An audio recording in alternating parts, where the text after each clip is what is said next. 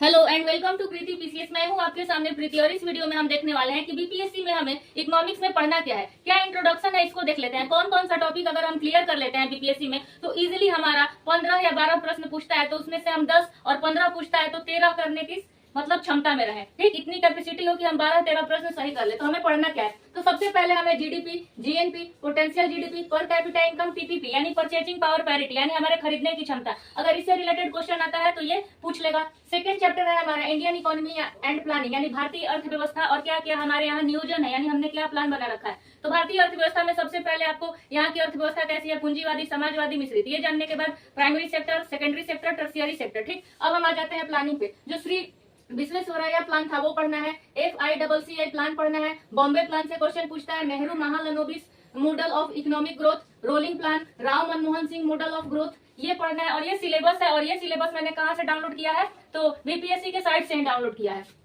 और इसके बाद हमें पढ़ना है Gandhian plan, people's plan, Sarvodaya plan. तो जहां तक जो मोस्ट इंपोर्टेंट है वो विश्वेश्वरैया प्लान, बॉम्बे प्लान और राव महालनोबिस और नेहरू महालनोबिस और राव मनमोहन सिंह और सर्वोदय प्लान। ठीक, उसके बाद हमें पढ़ना है नीति आयोग। चौथा चैप्टर है फिजिकल सिस्टम यानी जो ग्रोथ और इन्फ्लेशन को कंट्रोल कौन करेगा, इसके लिए जो दो इंजेक्शन है, एक तो जो गवर्नमेंट लगाती है इट मीन फिजिकल पॉलिसी, राजकोषीय नीति, और एक होता है मॉनेटरी पॉलिसी जो इंजेक्शन लगाता है आरबीआई यानी कि हमारा मौद्रिक नीति। तो फिजिकल पॉलिसी में राजकोषीय नीति क्या है, घाटा क्या है, FRBM एक्ट क्या है, और मौद्रिक नीति में हमें repo rate, bank rate, SLR, CRR ये सब पढ़ना है। ठीक, ये सारे टर्म से क्वेश्चन पूछता है। तो फिजिकल सिस्टम यानी राजकोषीय तंत्र में हमें डिफिसिट्स यानी घाटा क्या होता है, घाटा के कितने प्रकार है, FRBM एक्ट क्या है, बजट रिफॉर्म्स यानी बजट सुधार, मसाला बॉन्ड, NRI बॉन्ड, ये पढ़ना है हमें। फिर पांचवा मॉनेटरी पॉलिसी यानी मौद्रिक नीति, इसमें LAF, MSF, LCR, CRR, open market यानी खुली अर्थव्यवस्था, खुला बाजार, bank rate, repo rate, SLR। ठीक है, ये टर्म जानने के बाद छठा चैप्टर है इन्फ्लेशन यानी मुद्रास्फीति यानी महंगाई।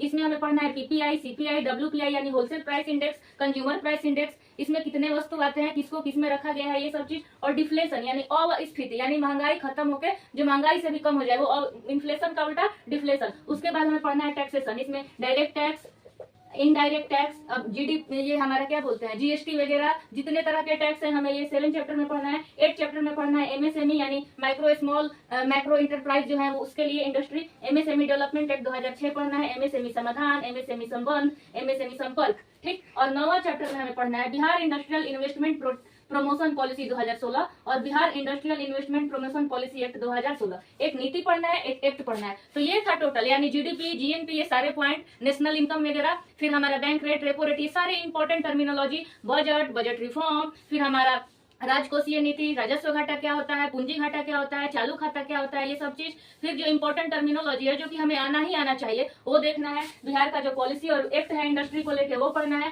टैक्स पढ़ना है, MSME पढ़ना है, नीति आयोग पढ़ना है, बस। और कुछ प्लान है और जो हमारा पंचवर्षीय योजना था वो पढ़ना है। और ये पढ़ाएगा कौन, तो ये पढ़ाऊंगी मैं। और कितने दिन में कंप्लीट हो जाएगा, तो 15 दिन में कंप्लीट हो जाएगा अच्छे से MCQ के साथ। आई होप कि आपको वीडियो पसंद आया होगा। उम्मीद करते हैं कि आपको इससे प्रेरणा मिली होगी कि हाँ हमारा इकोनॉमिक्स कंप्लीट हो जाएगा। हाई जोश के साथ पढ़ाई कीजिए और अगर वीडियो अच्छा लगे तो लाइक और कमेंट कर दीजिएगा। Thank you so much for watching this video.